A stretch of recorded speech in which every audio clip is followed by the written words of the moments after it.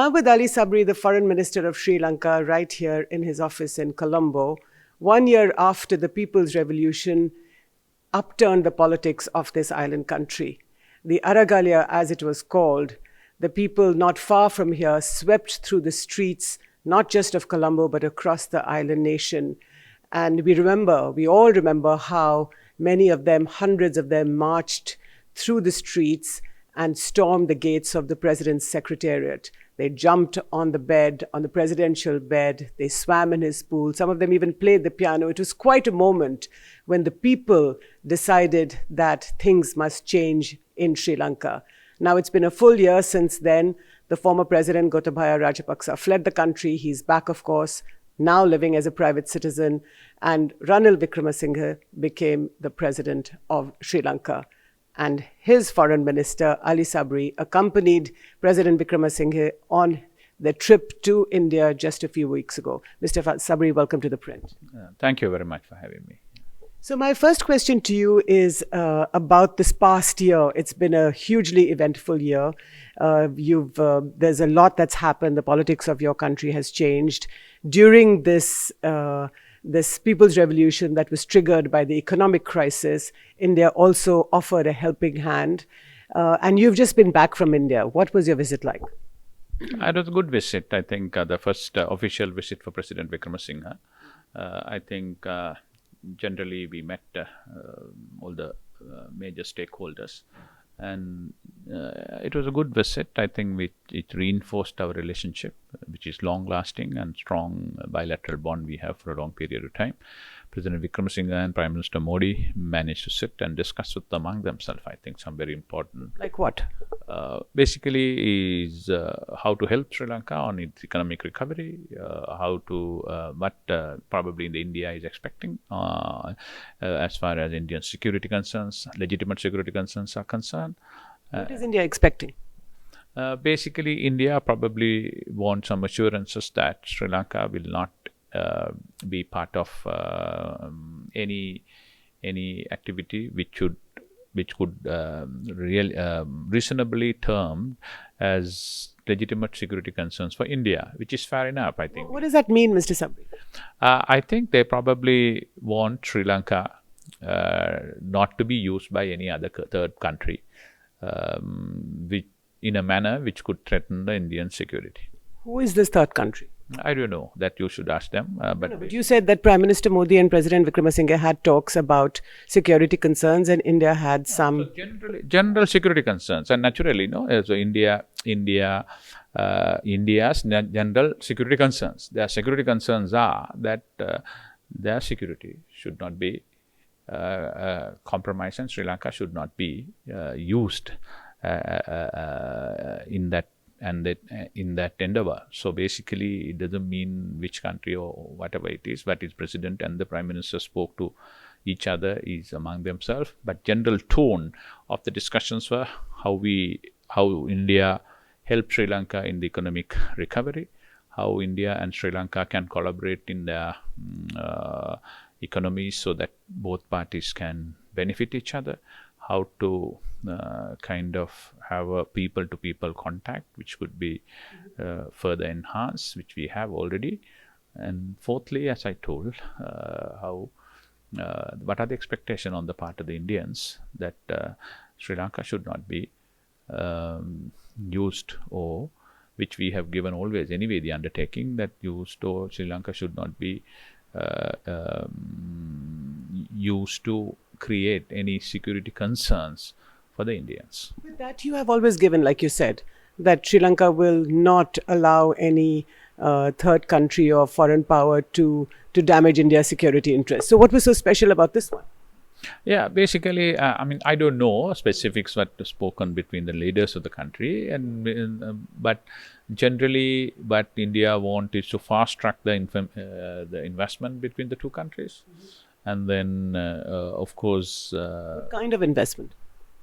Three kind of investment. Basically, they are looking at the Trincomalee development as a zone of energy security and energy storage in terms of building a petroleum refinery. And you want that too? Of course we do. We do want, because Sri Lanka need investments to come in, technology transfer, and a market. So India provide all three. So I think that's a good win-win situation for both countries. So that's the first, developing the Trincomalee harbour and port. What about the others? Others are basically how to connect Sri Lanka and India through sea, air, probably also down the line, road connectivity. And you're okay with that too? Yes, of course. I think road connectivity proposal came from the president of Sri Lanka, because we feel the more you connect with the Indians, there is an opportunity for both countries. So President Wickremesinghe suggested that there be a road connection between India and Sri Lanka. From where to where? It's basically from the north and east, in the northern province, from Bana. That feasibility studies will be taken. The idea, what was suggested that we will get a feasibility study done through the experts of the feasibility of it. So which place, what cost, all those things. Once you have that one, both countries' parliaments can decide on that. But there is already in the joint vision statement that was issued after President Wickremesinghe's visit, there was talk about Dhanushkodi to Talaimanar, isn't it? And that that Sri Lanka could be part of a regional electricity grid. So all that is being talked about. Yeah, but that what you are talking about, to have our the ferry services. Yeah. So ferry service also a causeway, no? Yeah. No, basically we are trying to have 2 ferry services. Okay. And thereafter look at the feasibility study of a land connectivity. Okay. So those are the areas as far as the connectivity is concerned. Of course, Prime Minister Modi spoke about the luxury, the cruise tourism between India, Sri Lanka, and probably the Maldives.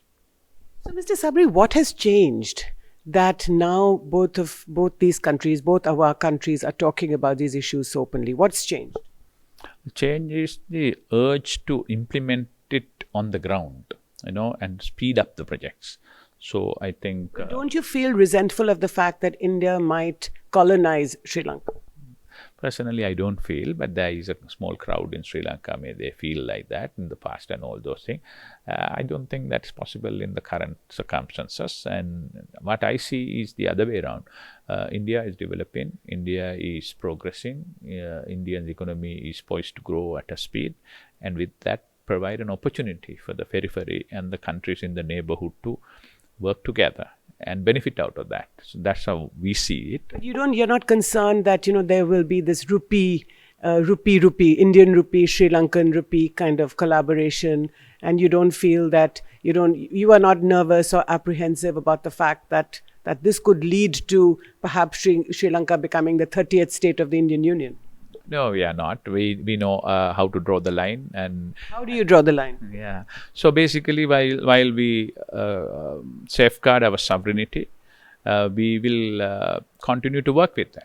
So how do you draw the line is my question. Yeah, how do you draw the line is for experts. We know where to draw the line. So just like what the ASEANs are working together, how the European Union is working together, how the GCC is working together.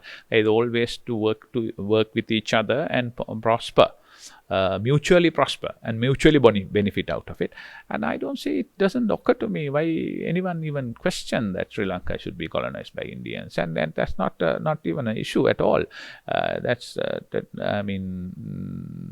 Sri Lanka, India had traditionally respected Sri Lanka's territorial integrity. Even during the LTT struggle, one thing was clear in the mind of Indians, that saying that while respecting the Sri Lanka's territorial integrity, devolve the power. That's all they told. So therefore, I have nothing in my mind, not even in my wildest dream, there is any threat of that sort at all. I mean, after the 1947 and the Universal Declaration of Sovereignty of the State, no country can colonize or violate each other's borders and continue to be a responsible member of the international community. I'm happy to hear that, Mr. Sabry, but if you read the Sri Lankan media, your media, there's a lot of concern and apprehension expressed exactly along these lines. Yeah, I know. That's what I told, that some people feel like that, but that's the way. There will be always about a minority of a group.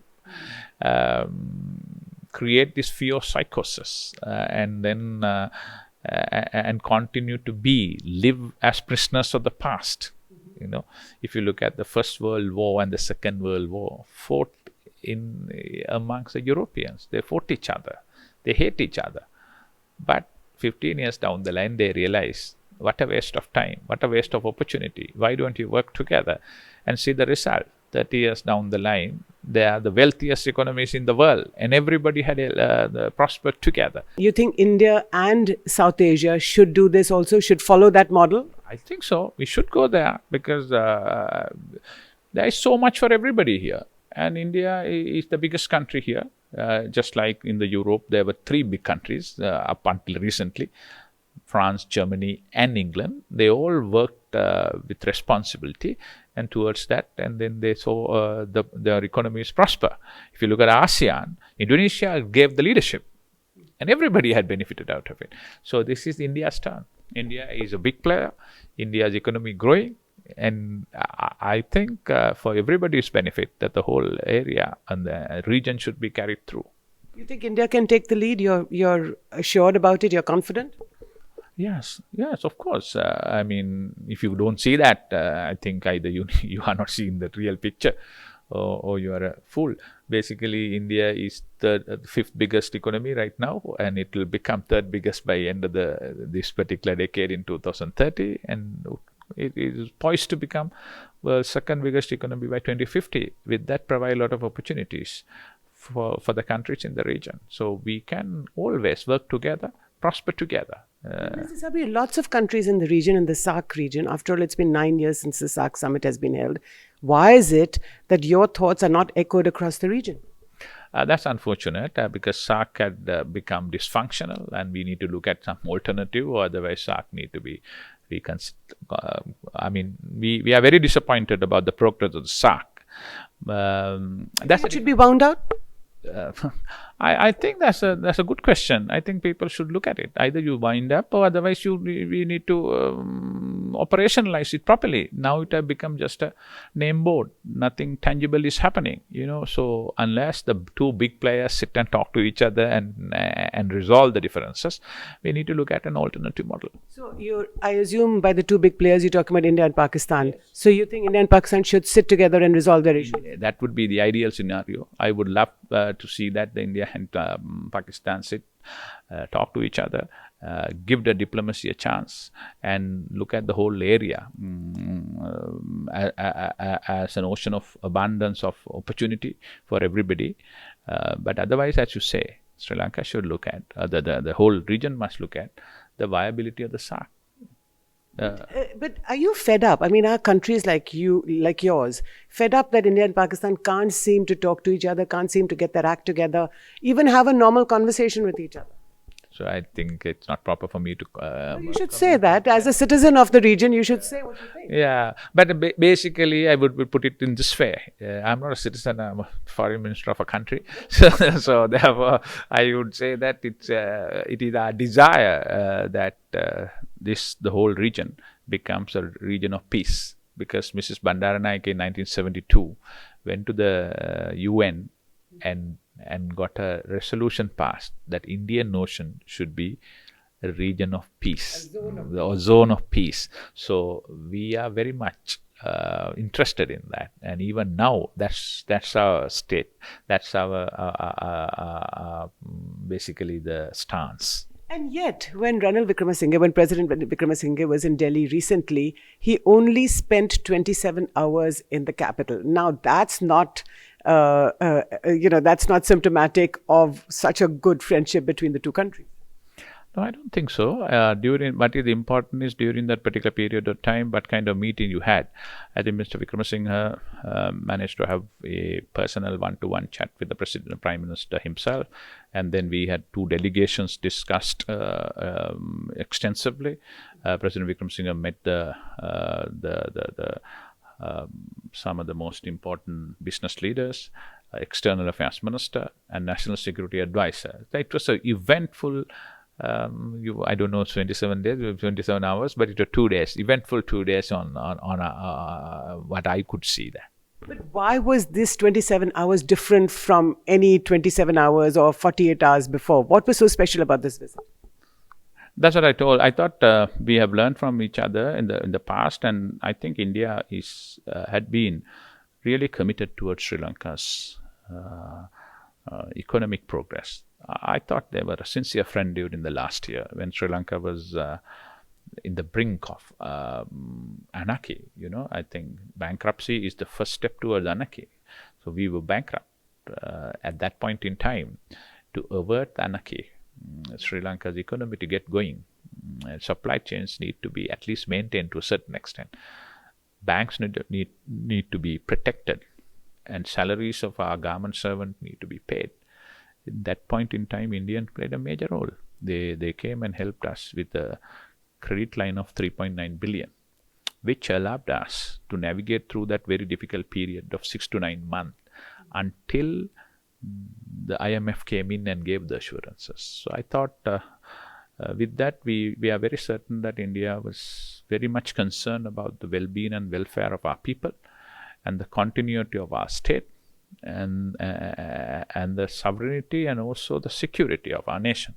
So I'm personally very grateful. President Wickremesinghe is grateful, and Sri Lanka as a nation is grateful. Do you think this IMF stabilization, this loan from the IMF will be able to stabilize the country? I think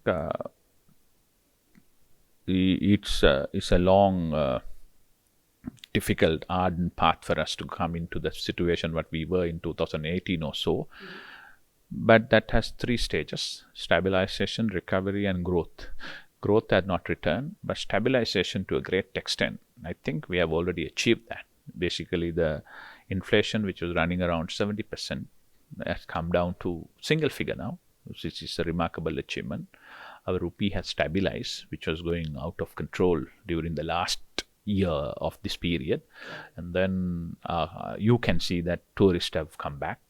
People have started to send their money through the normal channels. We have almost eliminated that the grey channel, the Hawala kind of thing. I mean, you can't totally eliminate it, but it will there. But it is compared to last year, it's totally come down. So stability has returned to Sri Lanka. It is now we need to find a way to kickstart the growth momentum. The 1987 India-Sri Lanka agreement, the accord that was signed between former Prime Minister Rajiv Gandhi and your former President, Mr. Jayawardene, has the 13th Amendment part of the accord. It's now part of your constitution, but it has never been implemented. Prime Minister Modi did refer to Tamils becoming or being equal citizens of your country. What is the problem? I think with due respect to everybody, Tamils are equal citizens of this country. You have traveled all over the country. I don't think you would have felt anything other than that they are equal citizens. Of course, they have. Why isn't the 13th Amendment implemented? Why don't you devolve police and land powers to the provinces in the north and the east and elsewhere?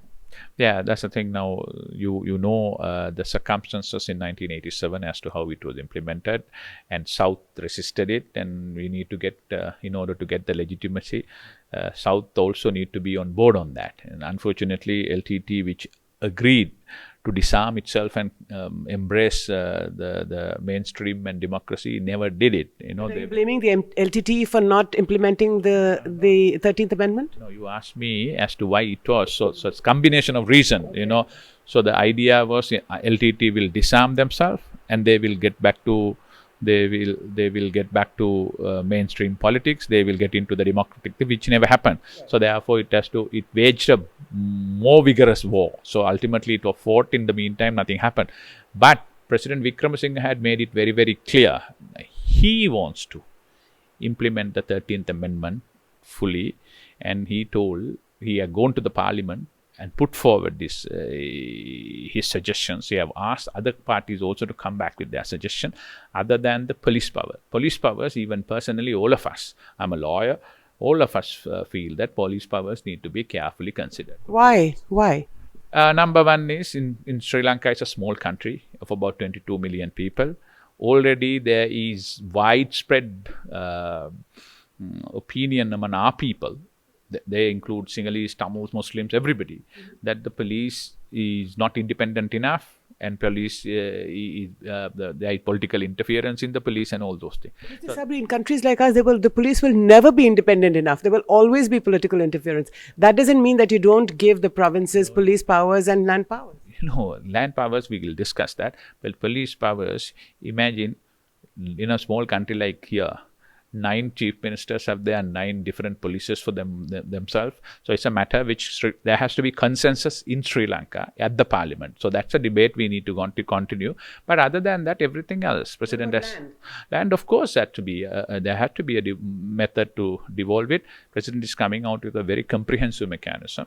People of that area should be able to cultivate or put it in utilization the manner which is more suitable for them. That I think... But it's been 35 years. I still don't understand why have you not devolved land powers. I don't agree with you on the police powers too, but anyway, it is your country.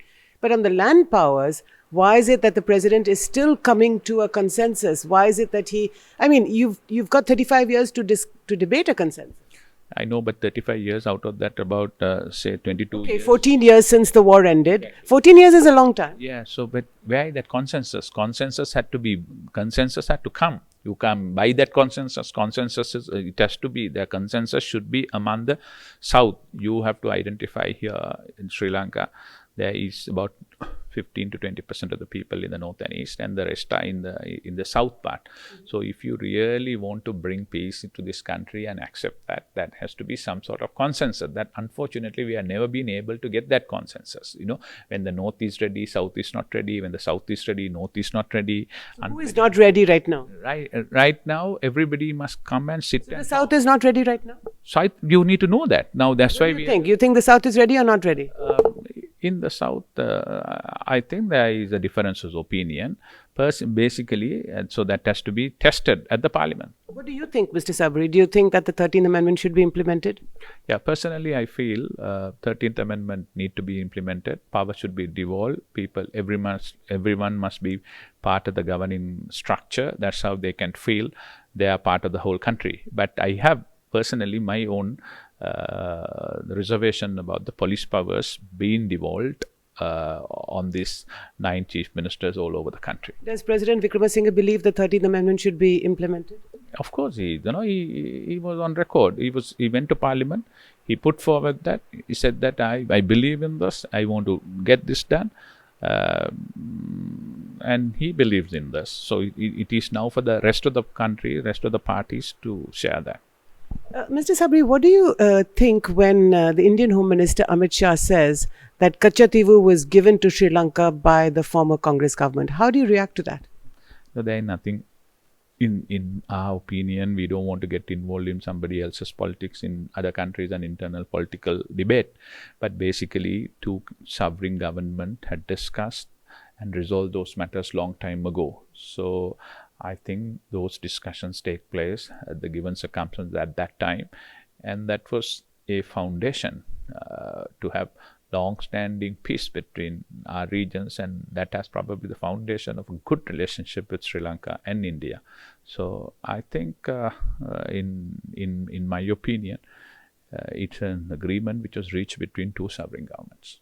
And you expect the current Indian government to follow that agreement? Of course, we expect that. And you basically, as you're correctly pointing out, once you enter into an agreement between 2 sovereign governments, that has to be respected and followed. And I'm sure everybody will respect that and follow that.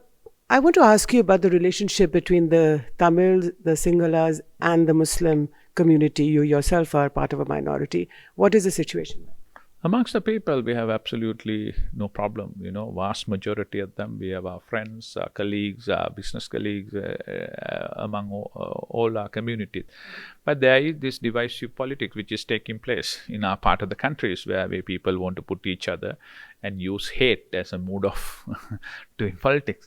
When that's happening, but subject to that, this is because there are parties still based on ethnicity, race, and sometime may race and religion together. So that's we have not been able to come out of it. I think even Western world you have them. That's why you're calling about far right and all those things. But amongst our people, vast majority of them live with each other, coexist with each other, respect each other, collaborate with each other. We have absolute peace among ourselves. So did this 13th Amendment issue, did it come up between President Wickremesinghe and Prime Minister Modi?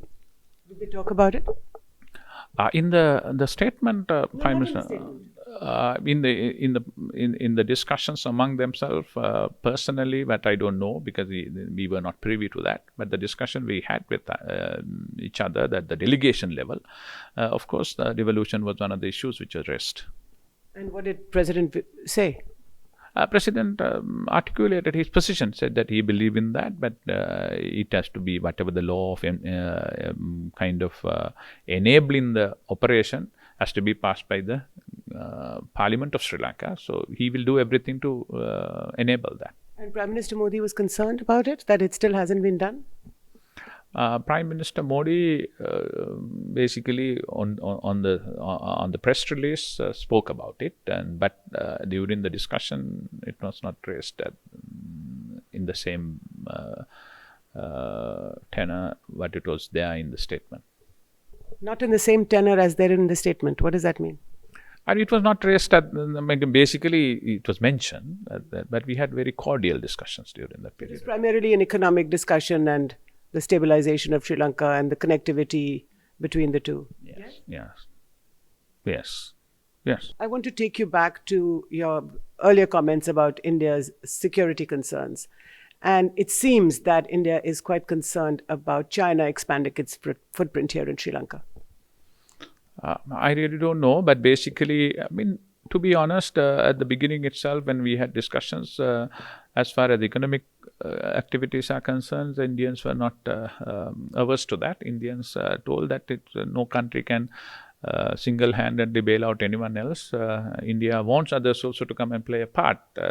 I must give that credit to them. When I met your finance minister, your external affairs minister, all of them told that they have no problem with China coming and helping us in the economic recovery and investing and all those things.